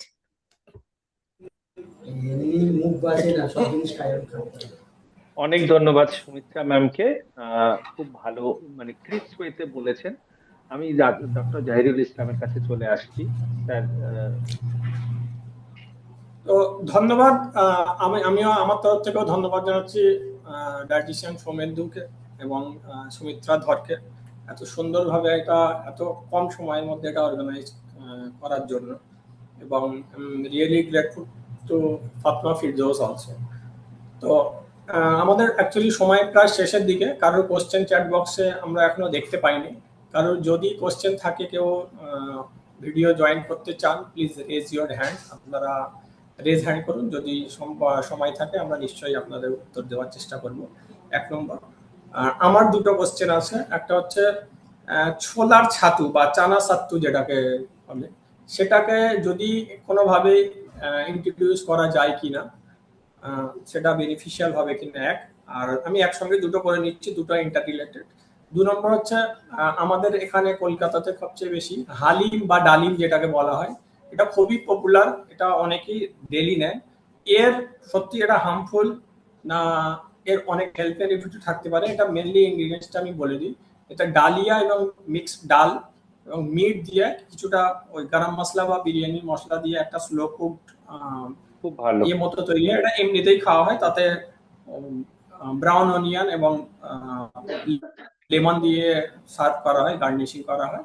তো এই দুটো ছাতুটা ইন্ট্রোডিউস করা যায় কিনা, এবং হালিম বা ডালিম হেলদি না আনহেলদি, বা যদি নেওয়া যায় তো মডারেশনে কিনা, এটা একটু এলাবোরেট করে দেবেন। সুমিত্রা ম্যামের ফার্স্ট কোশ্চেনটা সুমিত্রা ম্যাম নিয়ে নাও।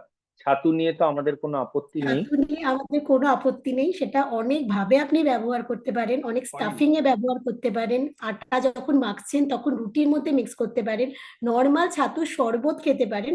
ছাতু contain high protein and fibre, and তার সাথে কোনো সমস্যা হওয়ার কথা নয়। সেটা আপনার গ্লুকোজের স্পাইকও হতে দেবে না, এবং সেটা একটা ব্যালেন্স রাখবে। তো ছাতুটা আপনি ইনকর্পোরেট করতেই পারেন। আচ্ছা, আর একটা একদম আমি hand স্যার based যেটা হালিম বা হালিমের কথা বলেন, তাহলে হালিমের মধ্যে যদি সেটা হোম মেড হয় তাহলে সেটা অনেক বেশি পুষ্টিকর বাইরের জিনিস থেকে না করে। আর সেখানে যদি মাটন বা চিকেন, বিফের ইউজ কম করে আমরা যদি চিকেনের ইউজ করতে পারি, তাহলে সেটা কিন্তু অনেক বেশি আপনাদের ডাইজেশনটাকে ইমপ্রুভ করবে, প্লাস ওর বেনিফিটস গুলো অনেক বেশি থাকবে। তেল কম রেখে ওয়ান পট মিল বলি, অ্যাকচুয়ালি বিরিয়ানি জিনিসটা অনেকটা রিচ করে ফেলা হয়। সেই মানে বেরেস্তাটা ইউজ করা যাবে, মশলাটাও ইউজ করা যাবে বিরিয়ানির মতোই করে, সেটার সাথে দই রায়তা দিয়ে যদি খাওয়া হয়। আর শুধু দেখুন এক্সট্রা যেটা আছে, অনেকগুলো ভেজিটেবলস এর মধ্যে দেওয়া আছে। এটাকে যদি আমরা এমনকি ঘি খারাপ না, যদি প্রপার ঠিকঠাক ঘি ব্যবহার করা যায়, এর উপর দিয়ে ঘি ছড়িয়ে নিলে এটা একটা খুব ভালো মিল হয়, যেটা ডায়াবেটিস, ওভারওয়েট সবকিছুকে কন্ট্রোল রাখে, হজমের কোনো সমস্যা করে না। স্ক্রিনটা অন আছে তো আমার, মানে দেখা যাচ্ছে তো ছবিটা? Yes, sir. সুমিত্রা, হ্যাঁ হ্যাঁ। তো যে ওয়ান পট মিলটা দেখাচ্ছি, এটা কিন্তু খাওয়া যেতে পারে। আর কিনুয়া বলে একটা জিনিস খুব পাওয়া যায়, যদিও এটা আমাদের ওন মিলেটস না। এটার উপমা, খিচুড়ি, এই ধরনের জিনিস খেতে পারলে এটার প্রচুর হেলথ বেনিফিট আছে, ডালিয়ার থেকে অনেক বেটার কিনুয়া। এবং যাদের ওয়েট বেশি, যারা মনে করছেন যে কার্বোহাইড্রেটকে আরো লো করব, তারা চিকেন স্যালাড বা মিট প্রোডাক্ট খেতে পারে উইথ, মানে ভেজিটেবলসটা বেশি থাকবে। শুধু প্রোটিন খেলে কিন্তু হবে না, তার সাথে ভেজিটেবলস ফাইবার রাখতেই হবে। আর তার সাথে অল্প করে টক দই রাখতে পারলে এটা কিন্তু হেলথ বেনিফিটসটা অনেক বেড়ে যাবে। দুজন হাত তুলেছেন, তাদের প্রশ্নগুলো আমরা নিয়ে নিই। ইন্দিরা মন্ডল এবং আর একজন কেউ বোধহয় করেছেন। আমি একটু স্ক্রিনটা স্টপ করি। স্যার আমার একটা কোশ্চেন, সেটা হচ্ছে যেসব ডায়াবেটিক পেশেন্টরা সাপ্লিমেন্ট নেয় ইফতারিতে, যেটা মানে শরবত নিচ্ছে, তার পরিবর্তে কি সাপ্লিমেন্ট দেওয়া যেতে পারে? হ্যাঁ, নেওয়া যেতে পারে। যেগুলো একদম সাইন্টিফিক্যালি ডিজাইন নিউট্রিশন সাপ্লিমেন্ট বা ওরাল নিউট্রিশন সাপ্লিমেন্ট বলা হয়, যেটা ডাক্তার ডায়েটিশিয়ানরা একমাত্র প্রেসক্রাইব করতে পারে। সো অন প্রেসক্রিপশন যদি কেউ নিতে চায়, মেডিকেটেড দোকান, মানে মেডিসিনের দোকানে পাওয়া যায় সেই সাপ্লিমেন্ট গুলো। সেটাকে আমরা কমনলি হেলথ ড্রিঙ্ক বলে থাকি, যে আমাদের কিন্তু সুগার স্পাইক অনেকটা কমায়। তো যদি কেউ মনে করছে, যেরকম ম্যাডাম বললেন, চা কফি না খেয়ে 2 or 3 scoop in Luke worm water or normal water যদি নিয়ে এটা শেক বানিয়ে খায়, তাহলে এটার মধ্যে প্রচুর পরিমাণে ভিটামিন, মিনারেল, সঠিক প্রোটিন থাকে, ফাইবার থাকে। তো এটাও একটা ওয়ান পট মিলের মতো, মানে এর মধ্যে সবকিছুই চলে আসলো ব্যালেন্স ফর্ম। তো সেটা কিন্তু খাওয়া যেতে পারে, ভালো বরং এটা। আর একটা হ্যান্ড রেজ আছে, ফারহান, আর স্যার বলুন। আমার আরেকটা কোশ্চেন আছে, মানে আমি এটা একটু জানতে চাই, মাগরিবটা ওটা কোন টাইমটাতে হয়? ফাতমা বলে দাও। हाँ, इसका आंसर हम कर दे रहे हैं। मगरिब लाइक जब हम लोग फास्ट ओपन करते हैं ना, मतलब फास्ट जब हम आ लोग रहा है, एक ब्रेक मिनट करते हैं, वो आ रहा उस है, वक्त एक को हम मिनट। लोग उस वक्त को हम लोग मगरिब बोलते हैं। जो 5 टाइम्स का प्रेयर होता है उसमें से ये 4th फोर्थ वन है जिस वक्त हम लोग फास्ट ब्रेक करते हैं. इट वॉज अराउंड 5:30 और 6 PM in the around down down the time of down जब सनसेट होता है. सनसेट जब होता है, हाँ। Okay sir, thank you. Fatma, আর কি হ্যান্ড রেজ আছে? একটু কোশ্চেন গুলো নিয়ে নিই। I think no one have a question. Dr. Shabazz raised hand. हाँ, जयश्री हाजरा. ना, उसके पहले कोई हैंड रेज किया था। जयश्री, 1 मिनट वेट कर जाओ। फरा नजरीन, आप बोलिए। अनम्यूट करके अनम्यूट करे बोलूं। হ্যাঁ স্যার, আমার কোয়েশ্চেনটা হচ্ছে সেহরির সময় শুধু যদি মিল্ক খাওয়া হয় সেটা কতটা আর কি স্বাস্থ্যকর হতে পারে? আর আরেকটা কোয়েশ্চেন আছে, একসাথে করে নিই। সেকেন্ড হচ্ছে সেহরির সময় আমরা চা কফি এগুলো ইউজুয়ালি খাচ্ছি না, কিন্তু তার পরিবর্তে কোন খাবারটা খেলে মানে আপনার দিনে আর কি জল পিপাসা যে ব্যাপারটা সেটা একটু কম হবে? সুমিত্রা ম্যাম বলে নিক, তারপর আমি যদি দরকার হয় অ্যাড করব। মিল্ক খেতে পারে কিনা, শুধু মিল্ক? প্রথমত যেটা বললাম যে প্রথম যে আমি ডায়েট অপশন গুলো দেখাচ্ছিলাম, যেমন একটা অমলেট দেখালাম যার মধ্যে ভেজিটেবল অ্যান্ড ফর্টিফাইড যে অমলেটটা, কিংবা যেটা বললাম আগের দিন আপনি রুটি রেখে তার সাথে তরকারি কিংবা কার্ড প্রোটিন এর মধ্যে অ্যাড করতে পারেন।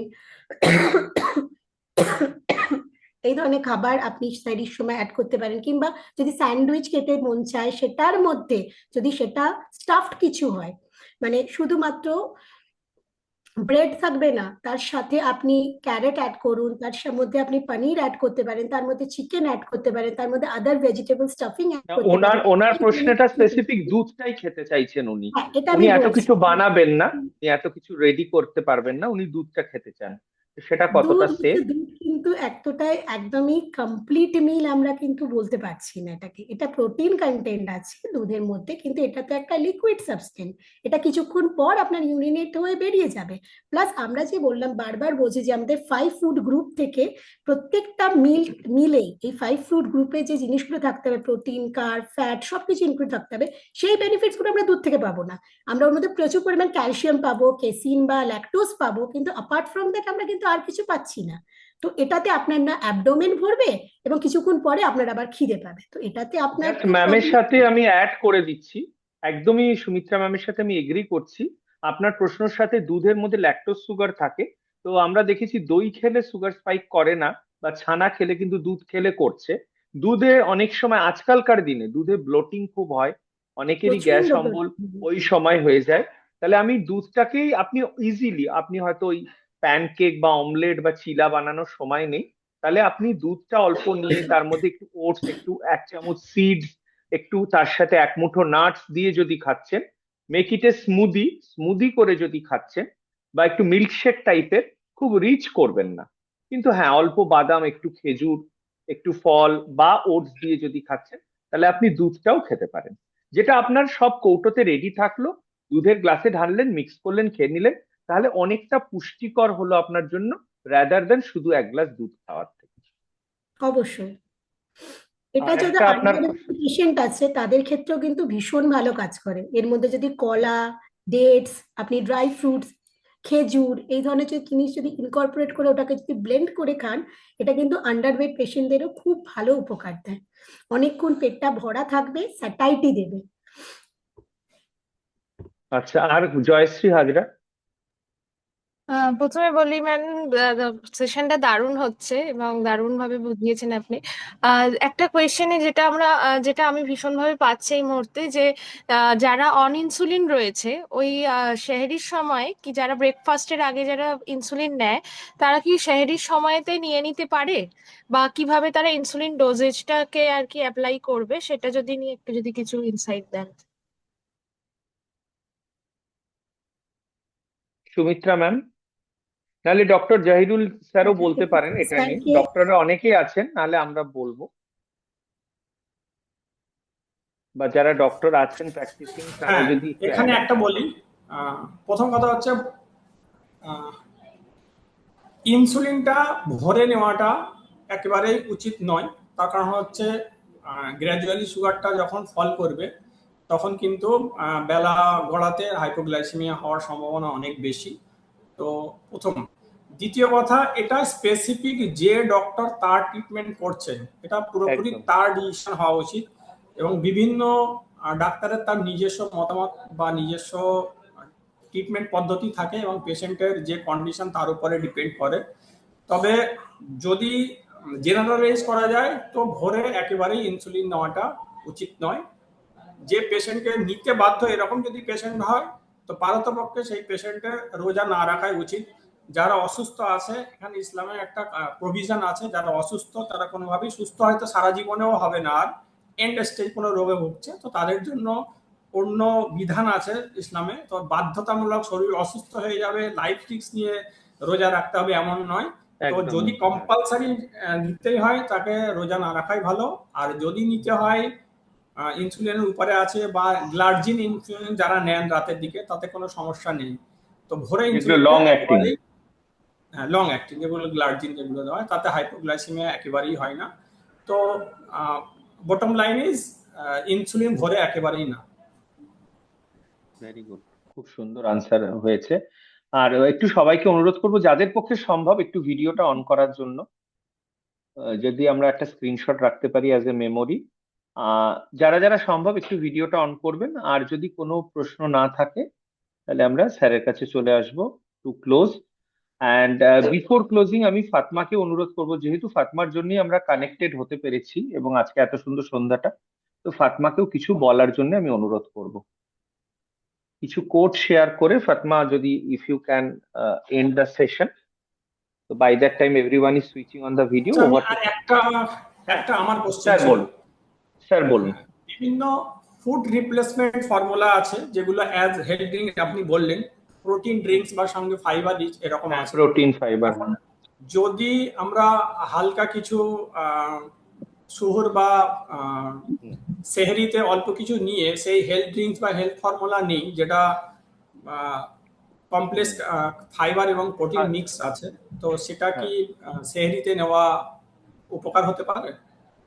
হ্যাঁ স্যার, যদি যেহেতু ওরা যেগুলো এই জিনিসগুলো যেভাবে আহ, মানে আমি ব্র্যান্ড নেম গুলো এখানে প্রমোট করতে চাইছি না, কিন্তু যেগুলো বড় বড় কোম্পানি, নিউট্রিশন কোম্পানি যারা আনছে উইথ দেয়ার স্টাডিজ, তারা সবাই বলছে এটাকে মিল replacement.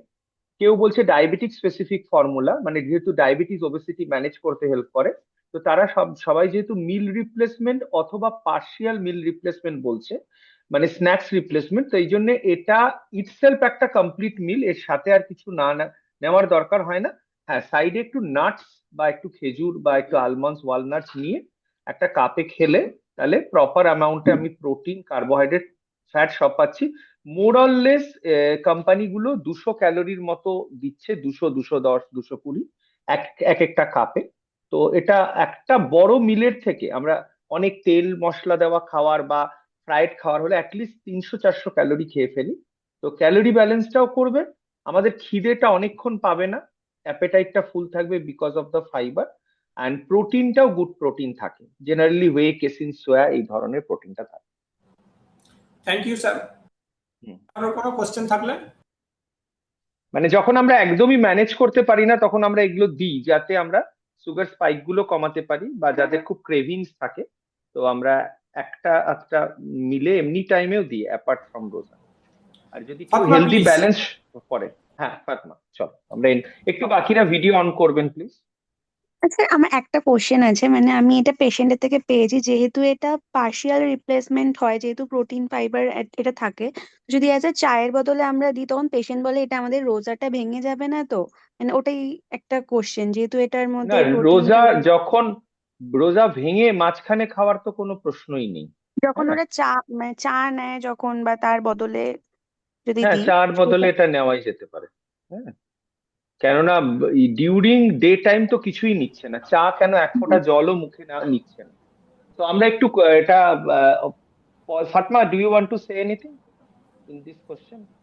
Yes exactly during fasting state हम लोग कुछ भी नहीं खाते, और जब वो चाय पी रहे हैं, हाँ चाय के सब बदले ये अगर ले वो पीना चाहे after breaking the fast in the evening और the night time, then she can have that.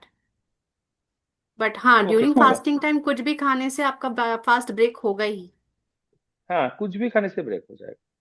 चलो okay. Fatima, one over more to you. Person has raised hand. आपका हाँ सर बोलून। आपका क्या क्वेश्चन है, आप बताएं।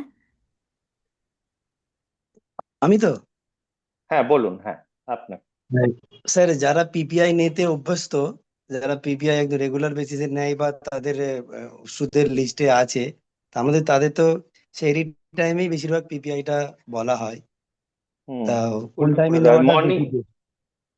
আর আর আর একটা হয়েছে প্রেশারের ট্যাবলেট, হাইপার টেনশনের ওষুধ আমরা তো ইফতারের পরেই নিতে বলি, বিশেষ করে ক্লোরথ্যালিডন অ্যাডেড যেগুলো থাকে। দেখুন, প্রেশারের তো বিভিন্ন ক্লাস অফ মেডিসিন আছে, বিভিন্ন মেডিসিন গুলো বিভিন্ন টাইমে দেওয়া হয়। যেগুলো এমনি টাইমে আমরা ডিউরিং ব্রেকফাস্ট দিই, কিছুগুলো থাকে আপনাদের যেটা ডাক্তারবাবুরা বলে উই অ্যাট 8 PM। তো এইগুলো জাস্ট ইন্টারচেঞ্জ হয়ে যাবে। স্যার যদি এটা একটু অ্যাড করেন, কারণ আমি মেডিসিনের কোশ্চেন গুলো আমি চাইছি স্যারই আনসার করুক অ্যাজ এ ডক্টর। প্রথম ডায়াবেটিকটা রমজান মাসে পারতপক্ষ অ্যাভয়েড করা উচিত যদি একদমই নেসেসারি না হয়। লুপ ডায়াবেটিক তো কোনোভাবেই ব্যবহার করা যাবে না, তাহলে যদি লুপ ডায়াবেটিক ইউজ করতে হয় তাহলে সেই পেশেন্টকে কিন্তু রোজা রাখা যাবে না, নাম্বার 1। নাম্বার 2, যেটা হচ্ছে হাই প্রেশারের ওষুধ স্বাভাবিকভাবে সারাদিন না খেয়ে থাকার জন্য যেরকম হাইপোগ্লাইসেমিয়া হয়, ঠিক একইভাবে হাইপোটেনশন বা প্রেশার কমে যায়। অতএব আমরা যদি ভোরে কোনো পেশেন্টকে হাইপারটেনসিভের ওষুধ দিয়ে দিই তো খুব স্বাভাবিকভাবে তার ব্লাড প্রেশার ফল করেও তার মাথা ঘুরে বা অজ্ঞান হয়ে পড়ে যাওয়ার সম্ভাবনা থাকবে। তো অবশ্যই সেহেরির পরেই, সরি ইফতারের পরেই হচ্ছে বেস্ট যেটা টাইম। আমরা পেশেন্টকে ইফতার পরেই বলা হয়। হ্যাঁ, ইফতারের পরে বেস্ট টাইম প্রেশারের ওষুধ দেওয়ার জন্য। এগেন, যে ডাক্তারের ট্রিটমেন্টে যার ট্রিটমেন্টে আছেন, অবশ্যই যারা হাইপারটেনসিভ ডায়াবেটিক পেশেন্ট আছেন রোজা রাখার আগে অবশ্যই ডাক্তার পরামর্শ নিয়ে ওষুধের ডোজ রিশিডিউল করে নিয়ে ওষুধ শুরু করবেন। তাছাড়া কিন্তু রোজা রাখলে বিপদ হওয়ার সম্ভাবনা আছে, এবং সেটা ছোট বিপদ নয়, বড় বিপদ হতে পারে। আর পিপিআই স্যার? পিপিআইটা অবশ্যই ভরে নেব, তার কারণ হচ্ছে আমরা বিফোর সেহেরি বা সুহুর যদি নেই তাহলে সারাদিন আমরা যদি না খেয়ে থাকি ওই সময় যে গ্যাস্ট্রিক অ্যাসিড সিক্রিয়েশনটা হবে, তো সেটা যদি আমি কমাতে পারি তাহলে কিন্তু আমার সারাদিনের অ্যাসিড রিফ্লাক্স বা অ্যাসিডিটিটা আমরা অনেকটা কন্ট্রোল করতে পারবো। তো অবশ্যই বেস্ট টাইম পিপিআই এর জন্য সুহুর বা সেহেরি এবং তার আগে, সেহেরির আগে। Over to Fatma. Thank you sir. Assalamu alaikum. Thank you so much, sir, our respective distinguished speaker and the moderator. आप लोग का बहुत बहुत धन्यवाद, शुक्रगुजार हैं आप, and specially Zahirul Islam sir, जो उन्होंने बहुत ही कम वक्त में for the community, for the society, उन्होंने एक छोटा सा प्रोग्राम अरेंज किया। इंशाल्लाह हमारा कोशिश रहेगा नेक्स्ट ईयर रमज़ान से पहले हम लोग इसका और ज़्यादा से इंतज़ाम करें और अच्छे से हम लोग इसका प्रिपरेशन करें। And all the thanks to all the audience for staying so for joining this session and asking the question interactively in this session. Thank you so much all. And I'm ending this session with a short dua. Allahumma barik lana fi Shaban wa Ramzan, which means, oh Allah, bless us which in Shaban month and allow us to reach Ramadan in good health and strong faith. So it's about to within 2 days, it's about tomorrow only. From tomorrow only we will sight the moon of Ramadan, and for day after tomorrow our first Ramzan will start, inshallah. Wish you all Ramadan Mubarak. Thank you so much. Allah Hafiz. Good night. Thank you. Good night. Good night, thank you everyone. সবাইকে ধন্যবাদ busy chamber miss করে join করার জন্য। আজকের meeting এখানেই শেষ করা হচ্ছে। Please Fatma, please end the meeting.